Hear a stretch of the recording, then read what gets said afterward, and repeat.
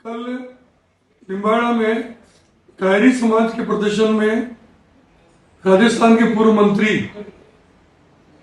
भाई उदयलाल जी आजना पहुंचे और उदयलाल जी ने उस प्रदर्शन में मेरे खिलाफ कुछ गंभीर आरोप लगाए।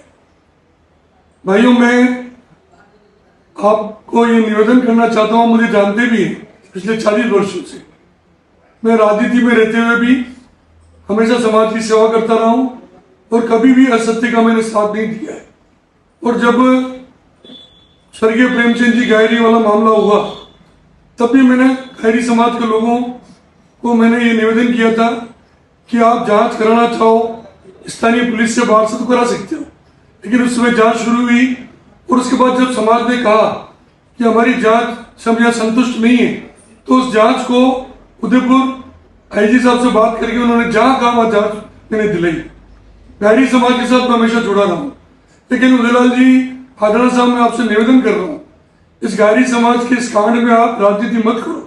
आप कल आपने 2-3 आरोप लगाए। कल आपने कहा कि मैं चाह रहा हूं कि 302 में ये प्रकरण दर्ज होना चाहिए, तो आपका बचकाना बातें देखकर मुझे बड़ा आश्चर्य हो रहा है। आपने इसका जानकारी ली नहीं, पुलिस से आपने बात की नहीं, क्या मदद कर रहे हो आप इनकी? मुकदमा ही 302 में दर्ज है हत्या के मामले में, 365 अपहरण का मामला भी लगा हुआ है, उसमें 342 बंधक बनाकर रखना प्रेमचंद जी को, वो मामला भी लगा हुआ है, 146 जबरदस्ती उनसे काम कराने का मामला भी लगा हुआ है। जो धाराएं, जो डिमांड गायरी समाज की थी, सब धाराएं उसमें लगी हुई है। उदयलाल जी कम से कम पुलिस से बात करके तो कुछ बोलते हैं। आपने एक बात और कही, आपने कहा कि श्रीचंद जी वहां बैठने गए थे और बैठ के उनके सामने तो कोई बात कही नहीं, फिर सागर नाम की व्यक्ति का आपने नाम लिया और उसको आपने अंदर जाके कहा कि 10 लाख ले ले, 20 लाख ले ले। आपको शर्म आनी थी उदयलाल जी? आप इतने बड़े नेता हो, मैं आपको इतना बड़ा सम्मान देता हूँ, आप इतना झूठ और असत्य बोल रहे हो। न तो मैं किसी सागर को जानता हूँ, न किसी सागर से मैंने बात की, और न मैंने आशाराम जिसके लिए आप कह रहे हो कि मैंने उसको धमकी दी, नेतागिरी कर रहा, मैं आशाराम को भी नहीं जानता।